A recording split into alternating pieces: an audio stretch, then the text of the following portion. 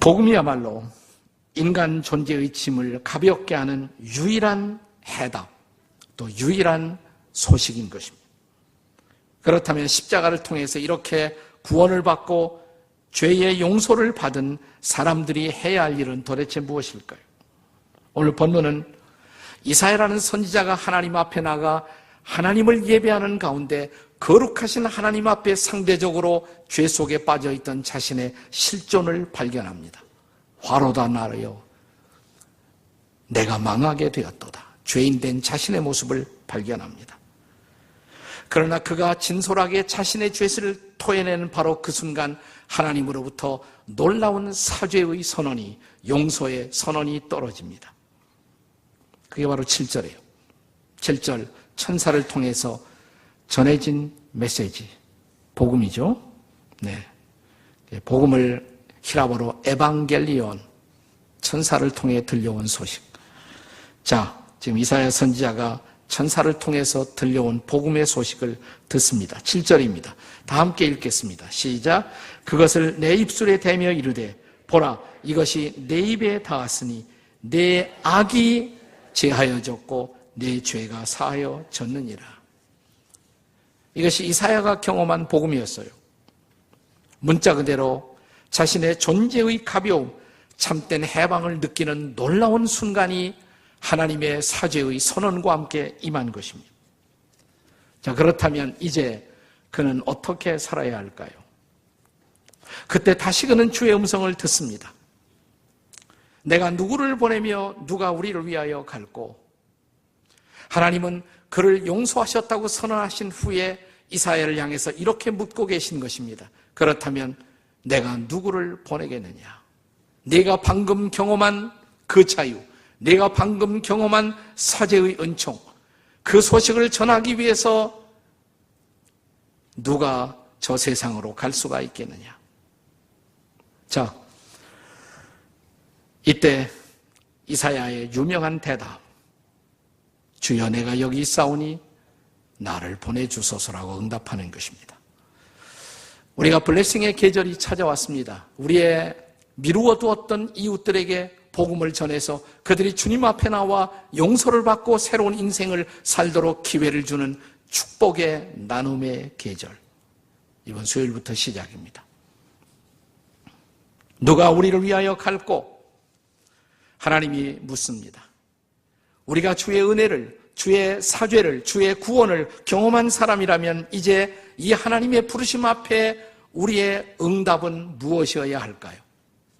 첫 번째로 가서 전해야 한다는 것입니다. 따라서 하세요. 가서 전합시다. 옆에 사람에게 시작. 가서 전합시다. 자, 이사야의 유명한 대답을 먼저 기억해 보세요.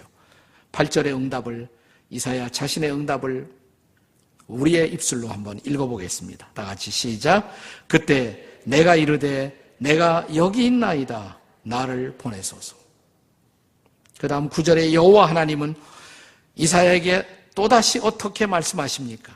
여호와께서 이르시되 가서 이 백성에게 이르기를, 가서 이르기를, 가서 일러라, 가서 말하라 이 말이에요. Go and tell. 가서 전해라.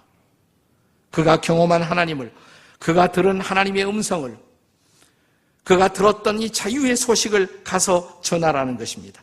그것이 바로 증인의 사명이기 때문입니다.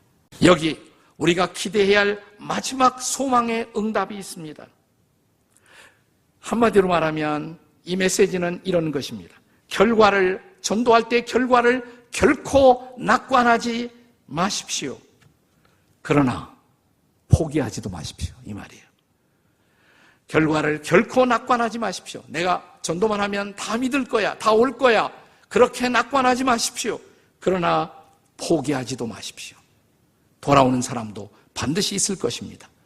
여기 오늘 본문이 증언하는 세 번째 중요한 결론적 메시지가 있습니다. 이 세 번째 레슨이 뭐냐? 남은 자의 응답을 기대하라는 것입니다. 따라서 하세요. 남은 자의 응답을 기대합시다. 옆에 사람에게 해보세요. 시작. 남은 자의 응답을 기대하십시다. 자, 그것이 이사야 6장 마지막 구절 13절의 약속입니다. 같이 읽겠습니다. 13절 시작. 그 중에 10분의 1이 아직 남아있을지라도 이것도 황폐하게 될 것이나 밤나무와 상수리나무가 배임을 당하여도 그 그루터기는 남아있는 것 같이 거룩한 씨가 이 땅의 그루터기가 되리라. 아멘이십니까? 나무를 찍어도 그루터기가 남아요.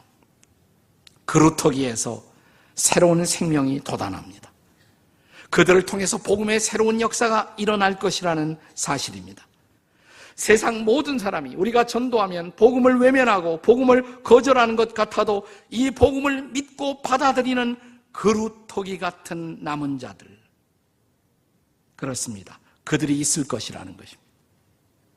그 그루터기를 만날 때까지, 그 남은 자들을 만날 때까지 우리는 전도를 결코 포기해서는 안 된다는 것입니다. 오늘 본문에서는 이런 말이 나왔죠.